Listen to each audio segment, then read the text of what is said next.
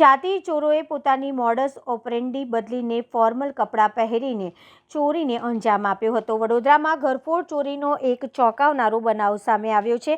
ચોરોએ પોતાની modus operandi બદલી formal કપડાં પહેરી જાણે ઓફિસ જતા હોય તેમ ઘરમાં પ્રવેશ કરી ચોરીને અંજામ આપ્યો હોવાના દ્રશ્યો સીસીટીવીમાં કેદ થયા છે। સમા વિસ્તારના રહેતા ઉદ્યોગપતિ નરેશ પટેલના ઘરમાં થયેલી અંદાજે 18 લાખ રૂપિયાની ચોરીનો ભેદ ક્રાઇમ બ્રાન્ચે ઉકેલ્યો છે।